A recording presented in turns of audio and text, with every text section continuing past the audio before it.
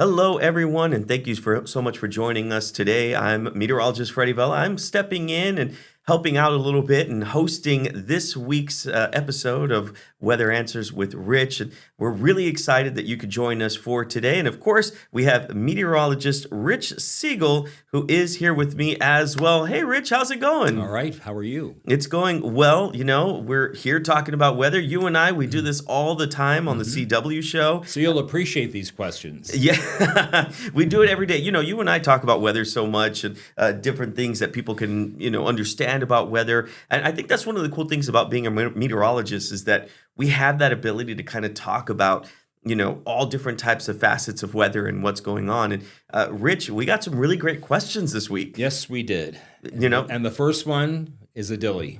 It really, really is. And I'm actually excited to kind of get into these. So shall we get to the first one? Yep. All right, let's do the very first one. The very first question is, when you do 7-day forecasts, why does it change 6 times before the 7th day actually gets here? That's a really, really great question, Rich. Yes. We get that one all the time. Yes, we do. And there are several good reasons for it. The biggest one is the atmosphere changes constantly, more so during this time of the year, I think, than in the summer. In the summertime, we usually have a weather pattern that changes very little, and that's when we get our triple-digit high temperatures. But in the winter, when forecasting is a little more difficult here in Texas, the atmosphere will change and the weather systems will change. So I have a graphic that kind of explains a few of these changes that we have. The first one is, again, the atmosphere changes frequently. Cold fronts that are heading to our area can either speed up or they can slow down.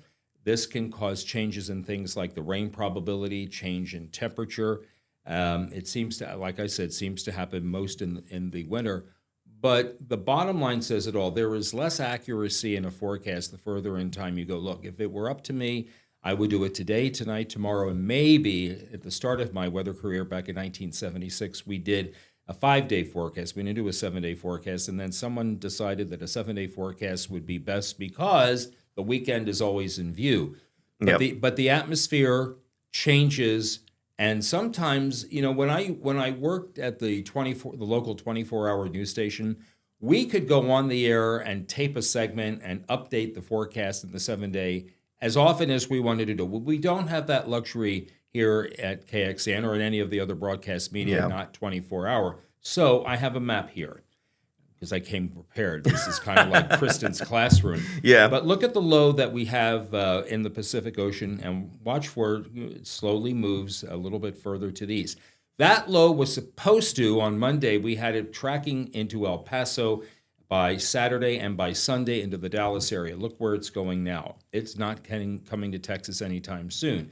It is heading to the Great Basin, Nevada, Utah, and then will continue to move further away. And so this is why the rain in our forecast that we had Monday for Saturday and Sunday is out of the forecast for the 7-day forecast that you showed earlier on Wednesday that had no rain in the forecast for Saturday and Sunday and only a minimal chance of rain on Monday and Tuesday. So the bottom line is forecasts a little bit more challenging in winter than in spring and summer, and the fact that weather systems can either speed up, slow down, or take a different direction. Yeah, and one of the more interesting things, being a meteorologist, we have so many different avenues to be able to help us with the next 48 hours because that's where the main focus is, obviously.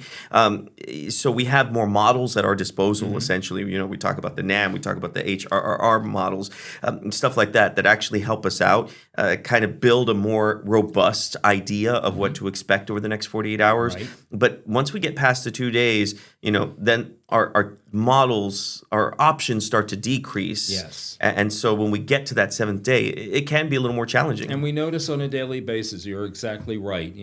There are some models that go out 7 days. There are some that go out a little further and others that go out further than that. But we see the changes coming as the time period that we're looking at gets a little bit closer. So we start looking at a Saturday forecast on Sunday, the previous Sunday, and that forecast is going to change at least 3 or 4 times. I don't think it changes daily. And the other thing too is that if I had my way, if I were the chief meteorologist here at KXAN, or if I were the chief meteorologist anywhere, I would likely do away with rain probability because that's the thing that people say changes more than anything else. Oh yeah, for sure. But don't tell Nick I said that.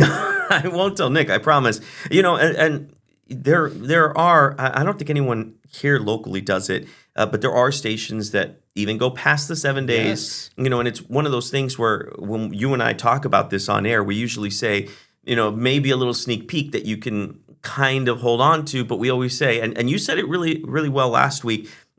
You said, I believe it was on Monday when we were on air, you had said, this is the forecast for the weekend, but things can and will change. And you made that very clear to the viewers at home. Yeah. So, I love that we were able to kind of get this one out there, and hopefully people kind of understand the ideas of what we're going through, especially when forecasting the 7 days. Yeah. So, Rich, we have a second question. Are you ready for this one? Yes, I am. All right, here we go. So this is the second question that was sent in. This one says, please explain the difference between weather and climate. Because, as meteorologists, you and I have gotten this one a lot, but or we understand this a bit more. But there's a lot of people at home who don't understand when we say, oh, this is weather, this is climate, and they can't differentiate between the two. Weather and climate are different. They tie in together at some point, but on the whole, they're different. I have a graphic that shows you weather is for a specific time, the weather at a specific time.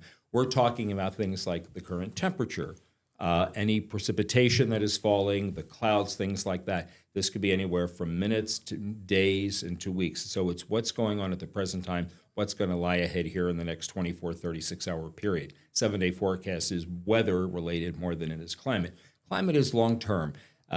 For us, for example, we'll tell you, I know that I will do this, I will say, okay, the low this morning at Camp Mabry was 67 degrees, and that was 7 degrees above normal.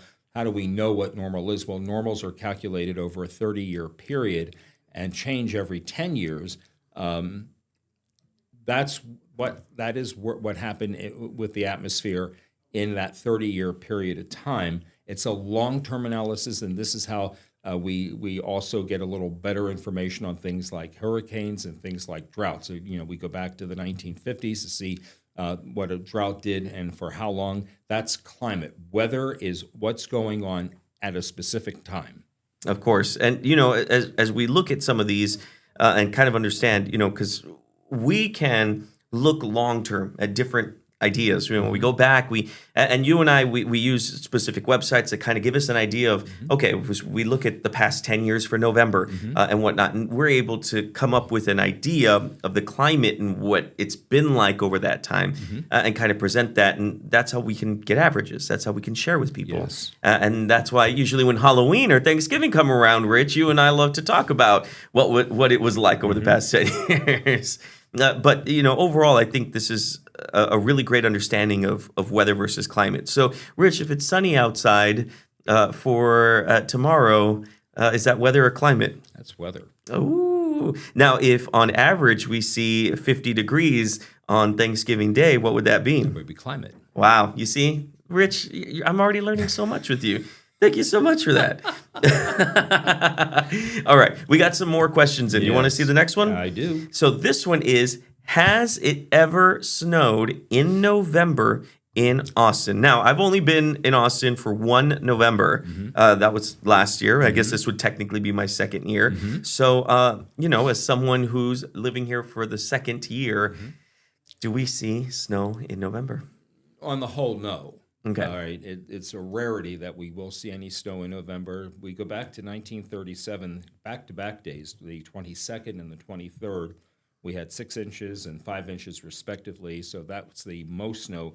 The top 2 days, and then in a time frame, 11 inches in that 2-day period. And then there were days where we had an inch, November 14th of 59, November 25th and 26th, a little bit overnight into the next day of 1980. We've had a trace several times. And in the decade, or in the century rather, that just started, that started in the year 2000 or 2001 really. Yeah. Only one time have we measured any snow in November, if you want to call a trace of snow a measurement. A trace was measured on the last day of November of 2006, and only time since the year 2000. And so only So the answer is probably we're going to go through this November without any snow at all. One of the interesting things that you and I like to talk about too, when we do the CW show is your good friends at Climate Central. Mm-hmm. They put out all of these kind of reports that kind of give us an idea of looking back at previous years and different cities and whatnot. And you and I have seen, I guess, the trend of the warming conditions, which we're going to get to in just a bit, but the warming conditions and the warming trend that we've seen overall within Austin. Yes. Because of there being it being a bigger city now, and we get that urban heat island effect and how that affects different things. So I guess it doesn't look like we'll get very much snow in November. We're in a developing La Nina. We've been talking about that, and in a La Nina period, the precipitation is scarce across the area, and the temperatures are warmer. Yeah. The one of the meteorologists at Climate Central, who I speak with frequently, his name is Michelle Winkley. He and I had a conversation relative to the winter weather special that our department is producing, and I asked him about winters getting shorter and warmer. Yeah. And he said, yeah, your summer season here in Austin is getting hotter, is getting warmer faster, but the second warmest season, the warming that goes on, is the winter season, not spring, not fall, but the winter season getting warmer. So this would eliminate the potential for any snow in November. And it may just be that we get through this year with the warmer temperatures expected. We may get through this without any snow at all. I wouldn't want to see that. I would like to see a couple of days of some snow, not ice, but I'd like to see a couple of days of that, but I'm just not confident that we're going to see that. Head north, young man, for that. Yeah, and you mentioned it before. I mean, having a La Nina essentially persist throughout the next few months, just like the bug that's persisting behind me. You see that? But having a La Nina essentially persist throughout the winter seasons, unfortunately creates a drier atmosphere, have a warmer atmosphere or conditions out there, which doesn't bode well for things like the aquifers and the lakes and whatnot. And while we had such a benefit within the summer for the water that came in, that doesn't benefit us in the long term, especially going through winter. Exactly. So, by the way, there's going to be a question that I'll answer next week that goes along the line of, why do you people root for cold? There are people here that moved here because they didn't want the cold. So I'm going to answer that question next week, because I have this final question that I felt kind of like needed some insight. Well, I mean, let's go right into that one because it kind of delves into what I was just mentioning before. Yeah. But I do want to talk about this. How do you handle the challenge of talking about climate change? Because, we get it all the time. You and I get emails that we've seen before of some people for the idea of climate change, some people against the idea of climate change. So you, as someone who does talk about the changes in the climate that we deal with, and you do talk to people like Climate Central. How do you navigate this kind of course of having to deal with? First of all, this came from a viewer who was very candid with me. The question was phrased in such a way that it was like, "Is that all you ever talk about? It seems like that's all you ever discuss." And that's not true either. We don't do this all the time. I will do weather chats with Kristen every Monday, or seemingly every Monday, on the latest information from Climate Central on our changing climate, because we do know that the climate is changing, and we have our suspicion as to why it's changing, fossil fuels and things like that. But I will not get into an argument with this viewer or with anybody who approaches me on the street or via text or email about this. I will listen to what they have to say, because some people do have a very good reason for not wanting to believe in this, and other people have a very good reason or reasons for wanting to believe this. I will be respectful and I will be courteous. I will not get into heated discussions. That is not the way I fly. I'll get into a heated discussion about things like the Eagles and the Cowboys before I'll get into a heated discussion about climate change. Because I don't like to argue about things that that could cause ill will. I just won't do that. I will explain my reason for believing. I will use things like, lived in the Philadelphia area for many years, and it seemed like as the years passed, we saw fewer and fewer winter seasons where there was a lot of snow and there was a lot of cold air. It seemed like the winters were getting warmer and the snow was not as much. And it's like, well, there has to be a reason for this, and what was it and what isn't, and now we know. You'll try to find some common ground, and the common ground that would work well in some of these discussions is you want a healthy future for our children. You don't want the planet to continue to warm in such a way that when children are out playing, they may not be able to stay out playing during the afternoons because they're just too darn hot. Yeah. And the bottom line is, I'm not going to pressure anybody into changing their minds if they don't want to change it. It doesn't work when you get into those kind of discussions with people who have their minds set up. My mind is not set up, but made up. My mind is made up. I will try to explain to you as professionally as I possibly can. Well, this is what's happened, and this is why we think it's happening, and this is why I believe it. So be respectful, be courteous. I've seen a lot of Facebook posts to our friend Jim Spencer's Facebook page from people who are just downright rude to him about this. Yeah.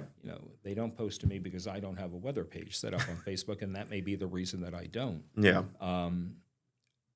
But if you're respectful, you come away with maybe having changed a little bit. If you're rude about it, if you're demanding about it, you'll never get anybody to change the way they think. So is it fair to say that you try to just stick with the facts as much as possible based off of what you collect, essentially? Yes. So, I understand, I guess, the difficulty of having to navigate through the idea of speaking about any type of change within the climate, and trying to make sure that it doesn't sound like it becomes preachy, right, or trying to change people's minds. And I think that can be a big challenge for meteorologists. Yeah. I work a Saturday to Wednesday schedule. I do not talk about climate change on a Saturday or Sunday. The day that I choose to do this based on what I like to talk about in Weather Chat some of the time. Yeah. I do this on Monday. We do it for about 2.5 to 3 minutes, and then we move on. Yeah. This is why, for example, the one that the blog that I will do for next week will be about how the winters are warming, and specifically in Austin, how much the warming has occurred since a certain period of time, going back about 50, 55 years. Yeah. So I don't want to change your mind if you aren't willing to listen. But again, as I said, the bottom line is I'm not going to pressure you. I will be courteous, and I hope you'll be courteous back. Well, that's the most easy way we can do this, Rich, as meteorologists, is just deliver the facts. Now, you put together always an article of what people can check out if they have any questions, including something like this.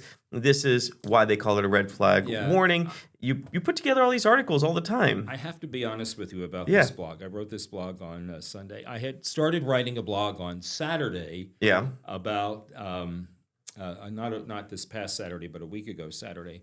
I started writing a blog on the leaves changing color. Yeah. And got about 80 to 90% through with it. And then I discovered that someone else in our department had already covered the same thing, and it wasn't that long ago that happened. So I had to pivot, and I thought, well, you know what? Whenever I write a blog, whether it's climate change related or anything, part of my thought process is there are new people that move to Central Texas on a daily basis, in the Austin area, no exception. Mm-hmm. We have new people moving in all the time, and there are some people that may not know some of this stuff. Well, it's a red flag warning. What does it mean? Why does it happen? What do I need to do? Is there anything that I have to do? Same thing when we're talking about ozone action days or things like that. So when I write these articles, it's partly with the new people that move here in mind, so that they have a better understanding of why a red flag warning was issued. So I thought I'd go one step further. It's like, well, I know what a red flag warning is, but why do they call it a red flag warning? What's the history of it being called a red flag warning? And then that's when I saw that the red flag is a signal of danger. And then how long has it been a red flag warning? It goes back to the 1960s when the National Weather Service started using it. So that's the blog that I wrote that is currently online at KXAN.com. Click on the Weather and Traffic tab, and at the second column under Web Cameras, you'll find Weather Blogs. Of course, and you can check that one out. Now, Rich, Before I let you go, there's right. actually a weather blog I wrote about a year ago Yeah. that I want to share. And that way people can start checking this out because I got this question all the time too, which is what's the difference Oh, between I remember this. what's the difference between a cold front and a cool front? Yes. And I tried, again, not to be preachy, but there is no such thing as a cool front. Nope. And if you want to learn why and what a cold front is and what it does, you can actually just search cold front versus cool front on KXAN, and you'll be able to get all of the information there. I put in some really cool analogies in there of what Yeah. the difference. I remember when that happened. You know, you have the blue line on the map with the arrows pointing down the Yeah. barbs for the cold front. You'd have to soften that blue and make it a lighter blue if anybody actually did want to believe that there was such a thing called a cool front. But as you said, no such thing as a cool front. No such thing as a cool front at all. Well, Rich, I thank you for letting me spend some time with you Thank this you. week to kind of talk about all these questions. And viewers at home, if you want to ask any questions, all you got to do is go to our website, kxan.com, or you can email us at reportit@kxan.com. So that way you can send in your questions because Rich loves to answer them each and every week. Rich, again, a pleasure as always. Thank you so much for being here and for letting me host for today. Thanks for being here. All right, we'll see you guys next time. Bye-bye.